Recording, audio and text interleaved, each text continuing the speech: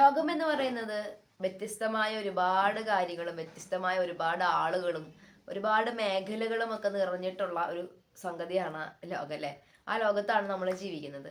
ഇതിനകത്ത് നമുക്ക് നമ്മുടേതായിട്ടുള്ള ഒരു ഇടം കണ്ടെത്തുക എന്ന് പറയുന്നത് വളരെ ചലഞ്ചിങ് ആണ്. ഇപ്പം ഒരു ജോലി തന്നെ അന്വേഷിച്ചു കഴിഞ്ഞാൽ എന്തുമാത്രം കോമ്പറ്റീഷൻ ആ ഒരു ജോലിക്ക് വേണ്ടി ഉണ്ടെന്ന് നിങ്ങൾ മനസ്സിലാകും. അതിനടിയിൽ നിന്നും നിങ്ങളെ സെലക്ട് ചെയ്യാൻ മാത്രം നിങ്ങൾ ആരാണെന്നും നിങ്ങളുടെ കഴിവ് എന്താണെന്നും നിങ്ങൾക്ക് അതിന് മാത്രം കപ്പാസിറ്റി ഉണ്ടെന്നും നിങ്ങൾ പ്രൂവ് ചെയ്യണം. എങ്കിൽ മാത്രമാണ് നിങ്ങൾക്ക് ഒരു ജോലി തന്നെ കിട്ടുക. അപ്പം അതൊരു ജോലിയാണെന്ന് വിചാരിക്കും, ഒരു സ്ഥാപനത്തിലെ ജോലിയാണെങ്കിൽ ഈ ലോകത്തിൽ നിങ്ങൾക്ക് നിങ്ങളുടേതായ ഒരു സ്പേസ് ഉണ്ടാകണമെങ്കിൽ you should prove your self. ഞാനൊന്നും ചെയ്യാതിരുന്ന ഒരു കാലത്ത് എന്നെ ആരും മാനിച്ചിട്ടില്ല. അത് ലോകത്തിന്റെ നിയമമാണ്. നമുക്ക് ആരോടും പരാതി പറയാൻ പറ്റില്ല. നമ്മൾ എന്താണ് നമ്മൾ പ്രൂവ് ചെയ്താൽ മാത്രമേ ഈ ലോകം നമ്മളെ അക്സെപ്റ്റ് ചെയ്യുകയുള്ളൂ.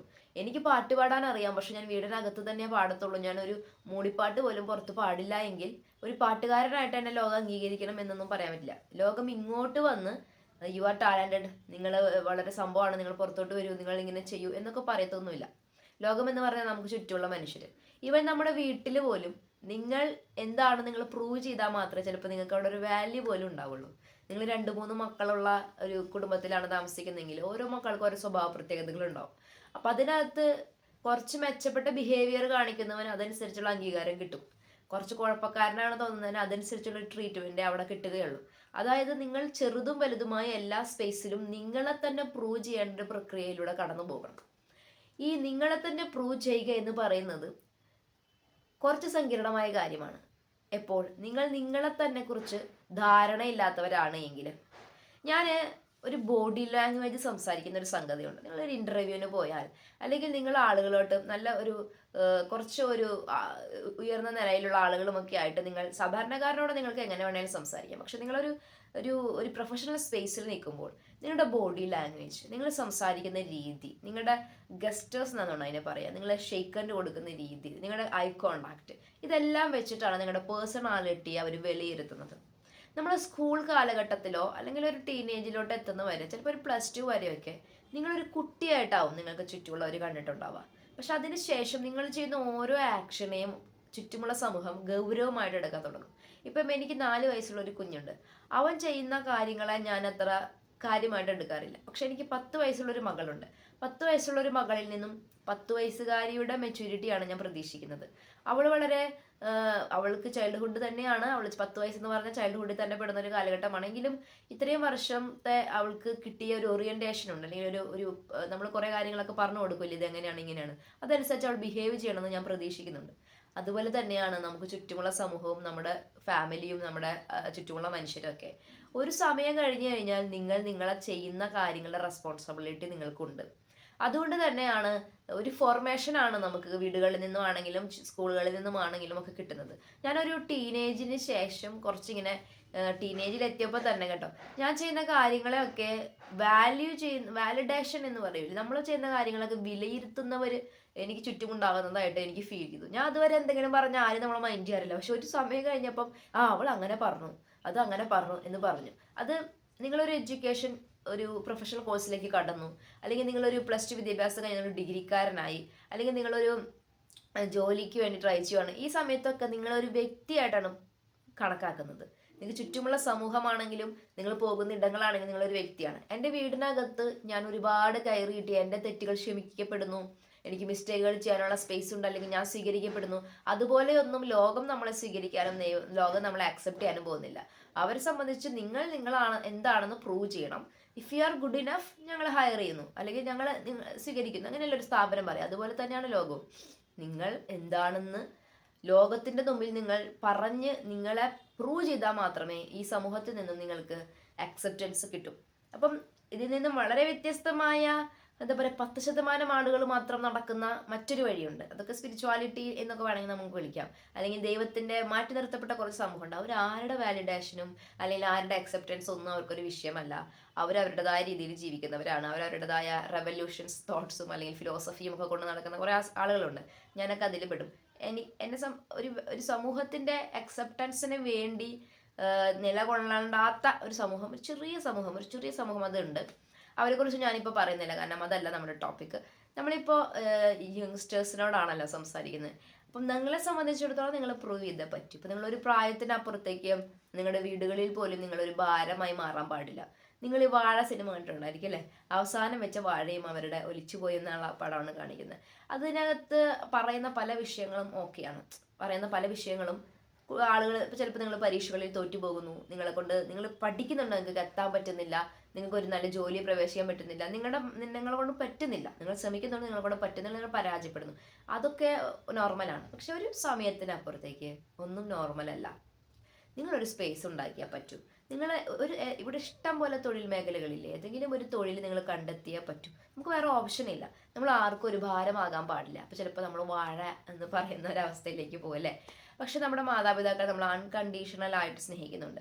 അവരൊരു പക്ഷെ അത് പ്രകടിപ്പിച്ചു എന്നിരിക്കില്ല.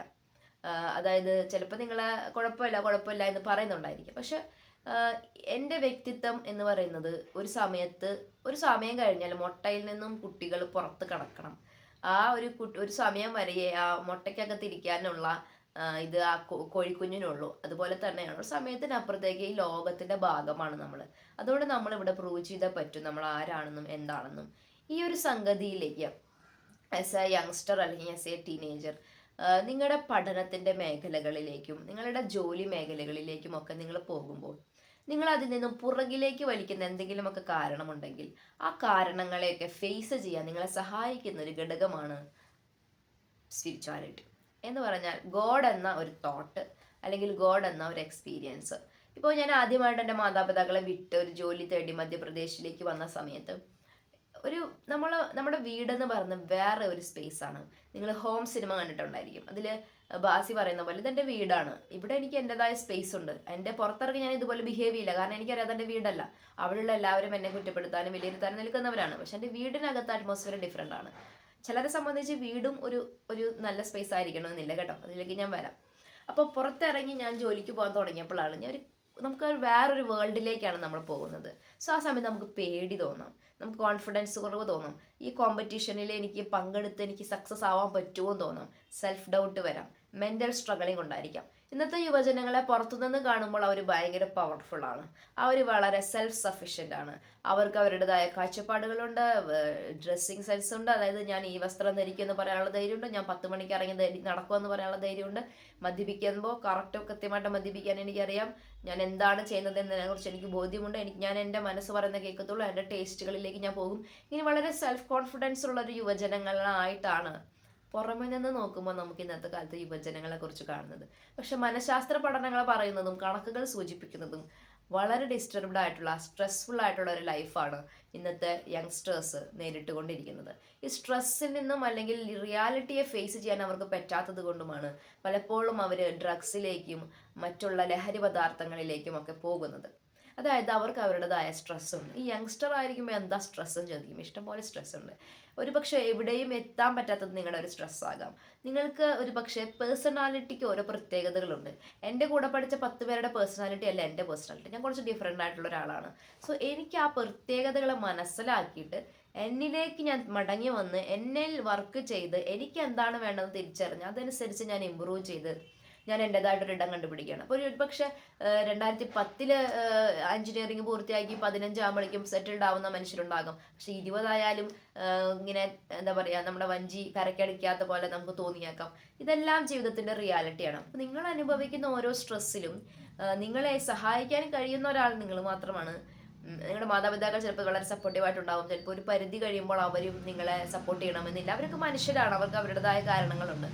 പക്ഷെ നിങ്ങൾക്ക് നിങ്ങളെ വിട്ടുകളയാൻ പറ്റത്തില്ല. അപ്പോൾ നിങ്ങൾ തന്നെ ആയിരിക്കണം നിങ്ങളുടെ സപ്പോർട്ടീവ് സിസ്റ്റം. ആ ഒരു യാത്രയിൽ അല്ലെങ്കിൽ ആ ഒരു സ്ട്രഗിളുകളിൽ, ആ ഒരു പോരാട്ടങ്ങളിൽ നിങ്ങളെ സഹായിക്കാൻ കെൽപ്പുള്ള ഒരു സംഗതിയാണ് ഗോഡ് എന്ന ഒരു എക്സ്പീരിയൻസ്.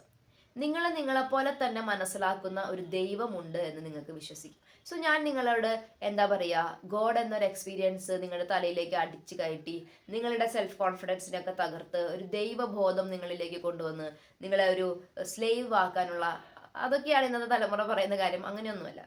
ഗോഡ് എന്നത് നിങ്ങളെ ഒരു നല്ല സുഹൃത്താണ്. നിങ്ങളെപ്പോലെ തന്നെ മനസ്സിലാക്കുന്ന ഒരാളുണ്ടെന്നുള്ളൊരു ബോധ്യമാണ് ഗോഡ് എക്സ്പീരിയൻസ് നിങ്ങൾക്ക് തരുന്നത്. ഈ ഗോഡ് എക്സ്പീരിയൻസിലേക്ക് ആളുകൾ വരുന്നതിന് പുറകിൽ, ഇപ്പോൾ വരാതിരിക്കുന്നതിന് പുറകിലുള്ള കാരണം ഒരുപാട് നിയമങ്ങൾ ഫോളോ ചെയ്യണം, ഒരുപാട് കാര്യങ്ങൾ ഫോളോ ചെയ്യണം. ഈ തെറ്റ് ചെയ്താൽ, ഇപ്പോൾ ഒരു മാസ്റ്റർബേഷൻ ഒരു പ്രാവശ്യം ചെയ്താൽ അമിത കുറ്റബോധം കൊണ്ട് സങ്കടപ്പെടുന്ന ഒരുപാട് ആൺകുട്ടികൾ ഉണ്ടാകാം, ചിലപ്പോൾ പെൺകുട്ടികൾ ഉണ്ടാകാം. ഇപ്പം ഈ മാസ്റ്റർബേഷൻ പോലുള്ള കാര്യങ്ങളെ റിലീജിയന് ഇങ്ങനെയാ പറയാൻ പറ്റൂ, അതായത് നിങ്ങൾ അത് ചെയ്യരുത്, അത് പാപമാണ്, അത് റിലീജിയന്റെ ഭാഷയാണ്. പക്ഷെ നിങ്ങൾ ഒരു ദൈവം എന്ന കൺസെപ്റ്റിലേക്ക് വരുമ്പോൾ ഈ മാസ്റ്റർബേഷൻ പോലുള്ള ഇത്തരം കാര്യങ്ങളെ ദൈവം കൈകാര്യം ചെയ്യുന്നത് വേറൊരു തരത്തിലാണ്. അത് നിങ്ങളുടെ ഉള്ളിൽ നിന്ന് ഇരുന്നുകൊണ്ട് തന്നെ ഈ ദൈവം നിങ്ങളെ മനസ്സിലാക്കിപ്പിച്ച് തരും. ഇതെന്തുകൊണ്ടാണ് മോനെ നിനക്ക് ബുദ്ധിമുട്ടുണ്ടാക്കാൻ പോകുന്നത്, ഭാവിയിൽ ബുദ്ധിമുട്ടുണ്ടാക്കിയേക്കാം, അല്ലെങ്കിൽ ഇത് നിന്റെ മനസ്സിന്റെ ശക്തിയെ ബാധിച്ചേക്കാം, ഇതുകൊണ്ടൊക്കെയാണ് ഞാൻ ഇത് നിന്നോട് ചെയ്യരുതെന്ന് പറയുന്നത്. നീ ഇത് ഒരു പ്രാവശ്യം ചെയ്തത് കൊണ്ട്, നീ എപ്പോഴെങ്കിലും ഒരിക്കൽ ചെയ്തത് കൊണ്ട് ഞാൻ നിന്നെ വെറുക്കാനോ നിന്നെ ഉപേക്ഷിക്കാനോ ഒന്നും പോകുന്നില്ല. ഇത്തരത്തിലുള്ള ബോധ്യങ്ങൾ നിങ്ങളുടെ കോൺഷ്യസ് മൈൻഡിലേക്ക് എവിടെ നിന്നോ വരുന്നതായിട്ട് നിങ്ങൾക്ക് ഫീൽ ചെയ്യാൻ പറ്റും. ഇതൊക്കെയാണ് ഗോഡ് എക്സ്പീരിയൻസ്. ഈ ഗോഡ് എന്ന് പറയുന്നത് എല്ലാവരിലും അലിഞ്ഞു ചേർന്നിട്ടുള്ള ഒരു ശക്തിയാണ്. സോ മറ്റുള്ളവരിലൂടെ ദൈവത്തിന്റെ കരം പ്രവർത്തിക്കുക, അല്ലെങ്കിൽ നിങ്ങളുടെ ഉള്ളിൽ നിന്ന് തന്നെ നിങ്ങൾക്കൊരു സഹായം കിട്ടുന്ന പോലെ തോന്നുക. ഒരു പക്ഷേ ഇത് മനസ്സിന്റെ കാര്യമായിട്ട് ശക്തിയായിട്ട് നിങ്ങൾക്ക് തോന്നിയേക്കാം. എന്തെങ്കിലും ആവട്ടെ, നിങ്ങളുടെ ജീവിതം നിങ്ങളെ ജീവിക്കാൻ സഹായിക്കുന്ന, നിങ്ങൾ മാനസികമായിട്ട് തളർന്നു പോകുന്ന, നിങ്ങൾ നിരാശപ്പെടുമ്പോഴൊക്കെ നിങ്ങളെ മുന്നോട്ട് നയിക്കാൻ സഹായിക്കുന്ന ഒരു തോട്ടാണ് ഗോഡ് എക്സ്പീരിയൻസ്. അപ്പോൾ നിങ്ങളുടെ ഒരു പേഴ്സണൽ ലൈഫിൽ നിങ്ങളുടെ എല്ലാ സ്ട്രഗിളും, ഇപ്പോൾ നിങ്ങൾ പഠിക്കാൻ വേണ്ടി ഒരു സ്ഥലത്തോട്ട് പോയി, നിങ്ങൾ അവിടെ ഇത്രയും പണം മുടക്കി നിങ്ങൾ പോയിട്ട് നിങ്ങൾക്ക് അവിടെ അസ്വസ്ഥതകൾ ഉണ്ടാകുമ്പോൾ നിങ്ങൾക്ക് തിരിച്ചു വരാൻ പറ്റില്ല. നിങ്ങൾ തമാശ കളിക്കാൻ എന്ന് പറയുമല്ലേ, ആൾ തമാശ കളിക്കില്ലേ, ഇത്രയും പൈസ മുടക്കി പോയതാന്ന് പറയും. ഇതങ്ങനെയല്ല. കാരണം ഒരു സമയം കഴിഞ്ഞാൽ ലൈഫ് ഭയങ്കര സീരിയസ് ആണ്. നിങ്ങൾ ജോലിക്ക് പോയാൽ പറ്റൂ, നിങ്ങൾ എന്തെങ്കിലുമൊക്കെ ചെയ്തേ പറ്റൂ. അപ്പോൾ ആ സമയങ്ങളിൽ ഒരുപക്ഷെ നിങ്ങൾ അനുഭവിക്കുന്ന സ്ട്രെസ്സും സ്ട്രഗിളുകളും ഒക്കെ നിങ്ങളുടെ പാരൻസിന് പോലും മനസ്സിലാകുന്നില്ല എങ്കിലും നിങ്ങൾക്ക് ഗോഡ് എന്ന ഒരു വിശ്വാസം ഉണ്ടെങ്കിൽ, ഒരു തോട്ട് ഉണ്ടെങ്കിൽ അത് നിങ്ങളെ ഹെൽപ്പ് ചെയ്യും. നിങ്ങൾ വെറുതെ വിശ്വസിക്കേണ്ട, ഞാൻ ശാസ്ത്രം പറഞ്ഞ് നിങ്ങളെ എക്സ്പ്ലെയിൻ ചെയ്യാം. ആൽബർട്ട് ഐൻസ്റ്റീൻ പോലും ശാസ്ത്രജ്ഞന്മാരിൽ എന്നേക്കാൾ ഇന്റലിജന്റ് ആണ് എന്ന് അവതരിപ്പിച്ച ഒരാളാണ് നിക്കോള ടെസ്ല. വളരെ ദാരുണമായ ഒരു അന്ത്യമായിരുന്നു അദ്ദേഹത്തിൻ്റെത്. പക്ഷെ അദ്ദേഹം വളരെയധികം കണ്ടുപിടുത്തങ്ങൾ നടത്തിയിട്ടുള്ള, വ്യത്യസ്തമായ ജീവിച്ച ഒരു മനുഷ്യൻ. ഒരുപാട് എനർജികളുടെ കണ്ടുപിടുത്തങ്ങൾ അദ്ദേഹം നടത്തിയിട്ടുണ്ട്. ഇലക്ട്രോൺ, അദ്ദേഹത്തിൻ്റെ ഒരു പവർഫുൾ ആയിട്ടുള്ള പിക്ചറൊക്കെ നിങ്ങൾ ഗൂഗിളിൽ സെർച്ച് ചെയ്താൽ മനസ്സിലാവും. എനർജികളുടെ ഇങ്ങനെ ഇലക്ട്രോണിക്സ് ഒക്കെ ഇങ്ങനെ പോകുന്നതും അദ്ദേഹം അവിടെ ശാന്തമായിട്ടിരിക്കുന്നതുമായിട്ട്. അപ്പൊ ശാസ്ത്രജ്ഞന് അദ്ദേഹത്തിന്റെ ഭാഷയിൽ അദ്ദേഹം പറഞ്ഞൊരു കാര്യമുണ്ട്. എന്താണ് നിങ്ങളുടെ മൈൻഡ് പവറിന്റെ രഹസ്യം എന്ന് ചോദിച്ചപ്പോൾ, തന്റെ വിജയത്തിന്റെ രഹസ്യം എന്ന് ചോദിച്ചപ്പോൾ അദ്ദേഹം പറഞ്ഞത് ഇങ്ങനെയാണ്: ഒരു ഡിവൈൻ എനർജിയിലേക്ക് ഞാൻ എൻ്റെ മനസ്സിനെ കണക്ട് ചെയ്യുകയാണ്.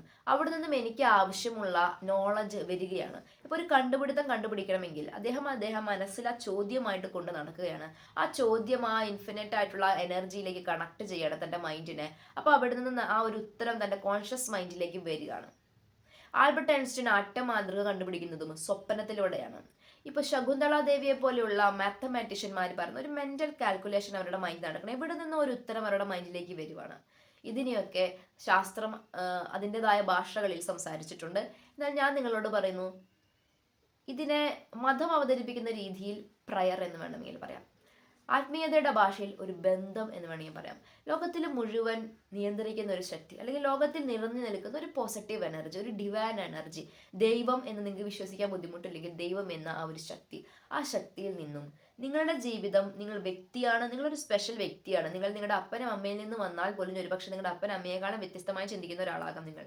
നിങ്ങളുടെ സിബിലിങ്സിനേക്കാളും ഡിഫറെൻ്റ് ആയിട്ട് ചിന്തിക്കുന്ന ഒരാളാകാം നിങ്ങൾ. അപ്പം നിങ്ങളെന്ന വ്യക്തിയുടെ പ്രത്യേകതകൾ നിങ്ങൾക്ക് മാത്രമേ അറിയൂ. നിങ്ങൾ എന്താണ് നിങ്ങൾക്ക് മാത്രമേ അറിയൂ. ചിലപ്പോൾ നിങ്ങളുടെ ഏറ്റവും അടുത്ത ആളുകൾക്ക് വരെ അൺനോൺ ആകാം, നിങ്ങൾക്ക് മനസ്സിലാകണമെന്നില്ല നിങ്ങളെ. അങ്ങനെയുള്ള നിങ്ങളുടെ ദൈനംദിന ജീവിതത്തിലേക്ക് നിങ്ങളെ സഹായിക്കാൻ നിങ്ങളുടെ മനസ്സിനെ നിങ്ങളൊരു ഇൻഫിനിറ്റ് പവറുമായിട്ട് കണക്ട് ചെയ്യണം. മാനിഫെസ്റ്റേഷൻ എന്നൊക്കെ കേട്ടിട്ടുണ്ടാവും അല്ലേ? അപ്പോൾ ഗോഡ് എന്ന ഒരു എക്സ്പീരിയൻസ്, അല്ലെങ്കിൽ പ്രയർ എന്ന ഒരു ചെറിയ കാര്യം, അത് നിങ്ങളുടെ തലവര മാറ്റുന്ന ഒരു ഘടകമാണ്. ഇതുപോലെ നിങ്ങൾക്ക് എന്താണ് വേണ്ടത്, ഏത് വഴിയിലൂടെയാണ് പോകേണ്ടത്. നിങ്ങൾ ഒരുപക്ഷെ എഞ്ചിനീയറിംഗ് പഠിച്ചു, പക്ഷെ നിങ്ങൾ ചിലപ്പോൾ ഒരു ബിസിനസ്മാൻ ആകാൻ വെള്ളി ലഭിച്ചിട്ടുള്ള ആളാകാം. ചിലപ്പോൾ ബിസിനസ്മാൻ ആകാനാകാം നിങ്ങളുടെ ഒരു പർപ്പസ് ലൈഫിൽ. അപ്പം ഇതെല്ലാം നിങ്ങളുടെ ഉള്ളിൽ നിന്നുമുള്ള ഒരു ബോധ്യമാണ്.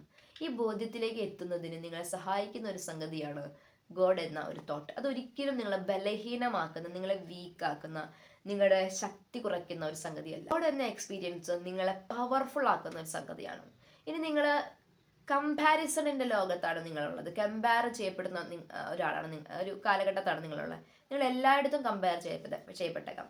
പക്ഷെ ഗോഡ് എന്ന ഒരു എക്സ്പീരിയൻസ്, ഒരു ദൈവം എന്നൊരു കൺസെപ്റ്റ്, ഒരു ദൈവവിശ്വാസം നിങ്ങൾക്കുണ്ടെങ്കിൽ ദൈവം ഓരോരുത്തരെയും യുണീക്ക് ആയിട്ടാണ് സൃഷ്ടിച്ചിട്ടുള്ളത്.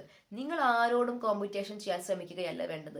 ഞാൻ എൻ്റെ ഏറ്റവും ബെസ്റ്റ് വേർഷനിലേക്ക് എത്തുകയാണ് ചെയ്യേണ്ടത്. ഞാൻ എൻ്റെ ലൈഫിനെ വിലയിരുത്തുമ്പോൾ കഴിഞ്ഞ വർഷത്തേക്കാളും മെച്ചപ്പെട്ട ഒരാളായോ ഞാൻ? കഴിഞ്ഞ വർഷത്തേക്കാളും എൻ്റെ പ്രൊഫഷണൽ ലൈഫിൽ ഞാൻ മെച്ചപ്പെട്ടോ? എൻ്റെ എഡ്യൂക്കേഷൻ ലൈഫിൽ ഞാൻ എന്തെങ്കിലുമൊക്കെ അച്ചീവ് ചെയ്തോ? അല്ലെങ്കിൽ ഞാൻ മുന്നോട്ട് കുറച്ചും കൂടെ ഇമ്പ്രൂവ് ചെയ്തോ? ഇത്തരം കാര്യങ്ങളെയൊക്കെ നിങ്ങൾക്ക് ഈ ഗോഡ് എന്ന എക്സ്പീരിയൻസിലേക്ക്, അല്ലെങ്കിൽ ദൈവവിശ്വാസം, അതൊരു റിലീജിയനകത്ത് തന്നെ ആയിരിക്കണമെന്നില്ല. അതൊരു തോട്ടായിരിക്കാം, ഗോഡ് ദൈവമേ എന്നൊരു ചിന്തയായിരിക്കാം. അതൊരു ഒരു ഒരു ഫ്രണ്ട്ഷിപ്പ് പോലെ നിങ്ങൾക്ക് ഒരു ഗോഡിനോട് തോന്നുന്നതായിരിക്കാം. എന്തൊക്കെയാണെങ്കിലും ആയിക്കോട്ടെ, നിങ്ങൾക്ക് കൺവീനിയൻ്റ് ആയിട്ടുള്ള ഒരു രീതിയിൽ നിങ്ങളൊരു ഗോഡ് എന്നൊരു എക്സ്പീരിയൻസ് മൈൻഡിൽ കൊണ്ട് നടക്കുവാണെങ്കിൽ അത് നിങ്ങളുടെ ജീവിതത്തിന് മറ്റൊരു പോയിന്റ് ഓഫ് വ്യൂയിലൂടെ കാണാൻ നിങ്ങൾക്ക് സാധിക്കും. നിങ്ങൾ ആരുമായിട്ട് മത്സരിക്കേണ്ട. ഞാനൊരു ഇൻ്റർവ്യൂവിന് പോകുമ്പോൾ ഞാൻ എൻ്റെ കോമ്പറ്റേറ്റേഴ്സ് ആയിട്ടൊന്നും മത്സരിക്കേണ്ട കാര്യമില്ല. എനിക്ക് എൻ്റെ ബെസ്റ്റ് ചെയ്യണം. ബാക്കി അവിടെ റിസൾട്ട് എന്താണെന്ന് വെച്ചാൽ വരട്ടെ. എൻ്റെ ബെസ്റ്റ് ചെയ്യാൻ വേണ്ടിയാണ് ഞാൻ അവിടെ പോയിരിക്കുന്നത്. ഞാൻ ചെയ്യുന്നു. എനിക്ക് കിട്ടേണ്ട ജോലിയാണെങ്കിൽ ഞാൻ കിട്ടും. എനിക്ക് കിട്ടിയില്ല എങ്കിൽ ആ നിരാശ എനിക്കുണ്ടാവില്ല. കാരണം എനിക്ക് വേണ്ടത് കറക്റ്റ് ടൈമിൽ ദൈവം തരും എന്നൊരു വിശ്വാസം എനിക്കുണ്ട്. അല്ലെങ്കിൽ എൻ്റെ കഴിവിൽ എനിക്ക് വിശ്വാസമുണ്ട്. അപ്പോൾ കഴിവുള്ളവനെ അംഗീകരിക്കുക, അത് ദൈവം എൻ്റെ കൂടെ ഉണ്ടാകും. ഇങ്ങനെ ഇത്തരം കാര്യങ്ങളിൽ നിങ്ങളുടെ ജീവിതത്തിൻ്റെ പല മേഖലകളിൽ നിങ്ങളെ ഹെൽപ്പ് ചെയ്യുന്ന ഒരു തോട്ടാണ് ഈ ദൈവവിശ്വാസം.